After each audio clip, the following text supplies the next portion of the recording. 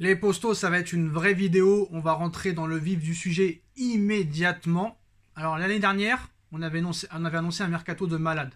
Sauf qu'on s'était un petit peu enflammé. C'est surtout des anciennes gloires ou des anciennes stars qui ne sont plus réellement stars et qui ont déçu cette saison. Et on s'est un petit peu enflammé. On ne fera pas la même erreur cet été. Il ne faut pas faire la même erreur déjà en tant que supporter. Il faut analyser, il faut observer. Et après, on pourra faire une analyse le 31 août prochain quand le mercato sera fini. Déjà, il faut se poser la question, est-ce qu'il y aura un réel changement sur ce que je vois réellement? Maintenant, le directeur sportif du Paris Saint-Germain, je ne sais pas si ça va être Monchi, je ne sais pas si ça va être un autre directeur sportif, ou même Leonardo, mais qui devrait partir. Mais j'ai l'impression que maintenant, le directeur sportif du Paris Saint-Germain, officiellement, c'est Kylian Mbappé. La presse anglaise, Sky Sport, annonce que Mbappé a déjà prolongé, alors qu'RMC Sport a démenti cette information. Daniel Riolo nous annonce il y a quelques jours qu'il va le prolonger. Ils vont prolonger. Mais on ne sait pas quand exactement ça va être annoncé. Je pense que moi, la décision finale de Mbappé, médiatiquement, lui, il l'annoncera, je pense, lors du sacre du 10e titre de champion de France du Paris Saint-Germain. Pour moi, c'est une évidence. Mais on voit les informations d'aujourd'hui, c'est quand même incroyable. Et là, ça s'annonce quand même un mercato assez exceptionnel. On sait que le Paris Saint-Germain a une Coupe du Monde dans 7 mois.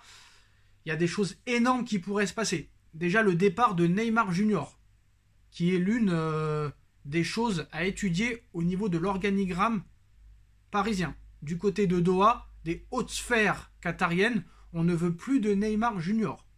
Là, j'ai l'impression que le joueur a complètement déprimé les dirigeants parisiens. Alors maintenant, en ce qui concerne le recrutement, il y a beaucoup de choses à dire. Déjà sur le dossier Kylian Mbappé. Pour Kylian Mbappé, ça se joue entre le PSG et le Real Madrid. Il n'y a pas d'autres clubs impliqués dans l'histoire.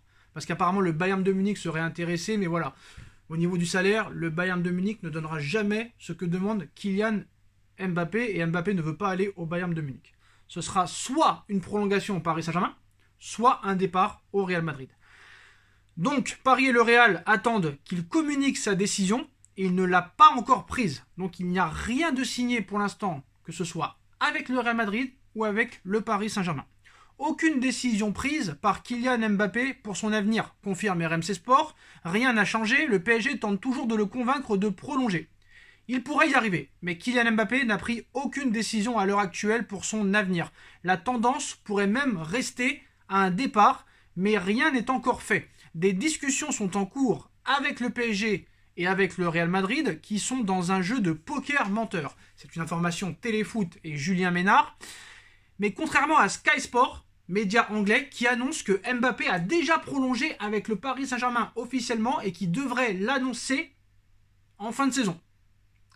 Mais de l'autre côté, tu as la presse espagnole qui n'est plus réellement crédible, qui annonce que le Real Madrid a déjà la date prévue pour la présentation de Mbappé au Santiago Bernabéu.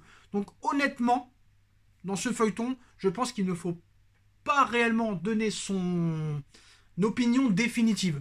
On peut essayer d'imaginer quelque chose, mais je pense que la décision d'Mbappé dépendra réellement de ce que veut faire le PSG.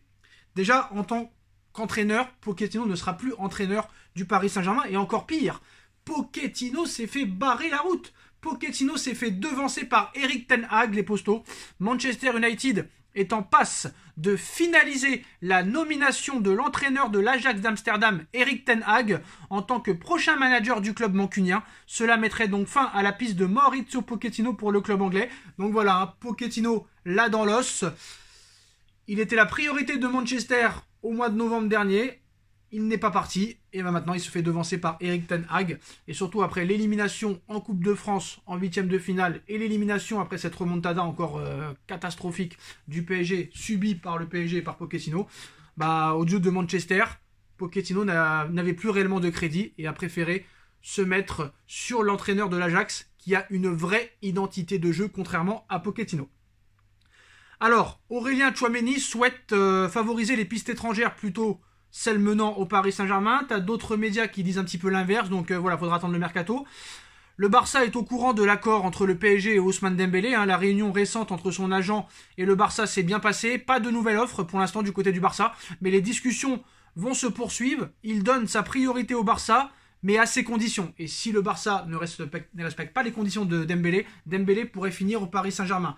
Tout dépendra du coach du Paris Saint-Germain. Je ne sais pas si Paul Pogba c'est une bonne idée, même gratuitement. Je ne sais pas si Dembélé c'est une bonne idée, même gratuitement. Je ne sais pas si Paulo Dybala c'est une bonne idée, même recrutement. Je ne sais pas si Rudiger c'est une bonne idée, même gratuitement. On a vu que les dossiers gratuits, ça n'a pas marché cette saison. Après, ces joueurs-là sont plus jeunes, mais sont en échec un petit peu au niveau de la régularité, même si Dembélé revient à un niveau très acceptable depuis l'arrivée de Xavi. Une arrivée au PSG pourrait le remettre dans ses, on va dire, spectres et ses blessures. Alors maintenant, l'information principale de la vidéo, les postos, c'est le Paris Saint-Germain qui fait de Christopher Nkunku une priorité pour le prochain mercato d'été. Surtout en cas de départ de Neymar, qui est très envisagé. Donc des discussions ont été entamées avec l'entourage de Christopher Nkunku. Pour rappel, Christopher Nkunku est formé au Paris Saint-Germain. Paris étudie très sérieusement l'idée de faire revenir l'international français, l'ancien joueur du Paris Saint-Germain, même pour un montant de plus de 70 millions d'euros. Alors Nkunku est un très bon joueur qui apporte beaucoup de choses, qui fait une saison exceptionnelle avec le Red Bull Leipzig, plus de 20 buts, plus de 20 passes décisives, mais 70 millions pour moi c'est trop cher, surtout quand tu l'avais il y a quelques années. Le PSG est dans l'incapacité de faire progresser des joueurs. Il préfère les envoyer dans d'autres clubs et après les faire revenir. Pourquoi pas aussi refaire revenir Diaby dans ce cas-là? Pourquoi pas refaire revenir Kingsley Coman? Pourquoi pas refaire revenir Ferland Mendy? Pourquoi pas refaire revenir Zagadou du Borussia Dortmund dans ces cas-là? Et à un moment donné, c'est pas sérieux. Et comme l'a dit Nasser, ils l'avouent eux-mêmes. Ils ne se remettent pas en question. Alors Christopher Nkunku, franchement, qu'il revienne au PSG, je serais vraiment pour. Même si j'aime pas trop que les anciens joueurs reviennent dans le club, mais là, c'est un joueur qui pourrait apporter dans beaucoup de secteurs, que ce soit offensivement, que ce soit défensivement. C'est un joueur qui court, qui ne rechigne pas à l'effort, et ça c'est très très bien. Contrairement à un Neymar. Neymar est 10 fois plus fort que Nkunku sur le papier, mais malheureusement, au niveau du rendement, Nkunku est supérieur à Neymar. Est-ce que Neymar est capable de faire des matchs comme il a fait le week-end dernier? Ça malheureusement, il n'y a que lui qui peut nous le dire, ou il n'y a même que le Dieu qui peut nous le dire. Mais 70 millions pour Nkunku, ça paraît beaucoup. C'est pour ça que je dis que j'ai l'impression que maintenant que c'est Kylian Mbappé qui est le directeur sportif du Paris Saint-Germain, parce que non seulement Paris est intéressé par Pogba et par Dembélé, parce que c'est des joueurs gratuits et qui ont encore beaucoup à prouver sur un terrain de football, mais surtout, ce qu'il faut savoir, c'est que c'est des proches à Mbappé. Et Nkunku aussi est très très proche de Kylian Mbappé.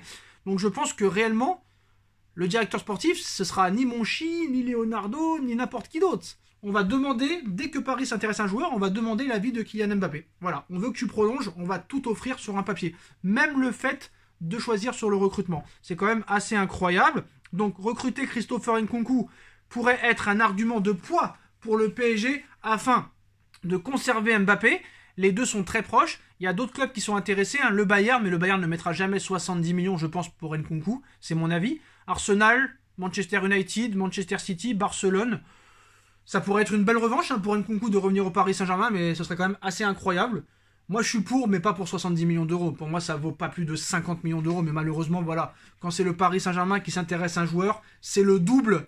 C'est doublement plus cher que pour les autres clubs. C'est comme ça. Quand tu as une réputation de pigeon, et bah, t'es, on va dire, interprété comme un pigeon. Et t'es jugé comme un pigeon. C'est ça le problème, les postos. En tout cas, au niveau des coachs, Zidane est toujours la priorité, mais en cas d'échec, Antonio Conte intéresse le Paris Saint-Germain pour remplacer Maurizio Pochettino, dont le départ en fin de saison est attendu comme celui de Leonardo. Il y aura du changement, mais est-ce que ce sera les bons changements? C'est pour ça qu'il ne faut pas se précipiter et qu'il faudra juger le mercato à la fin du mercato. Voilà. On a vu avec les Wijnaldum, avec les Sergio Ramos, avec les Léo Messi, avec les Donnarumma, il n'y a que Hakimi à peu près qui a tenu son rang, et encore c'était pas non plus exceptionnel. Je sais pas. Honnêtement, le changement de stratégie, j'y crois pas pour l'instant. Tant que la Coupe du Monde 2023 ne sera pas passée, j'y crois pas. En tout cas, on verra ce qui se passera. Les postos, on reviendra vers vous dès qu'on aura de nouvelles informations. On like, on partage, on commente, on s'abonne. Et on se retrouve très vite pour une nouvelle vidéo, les postos. Tchuss.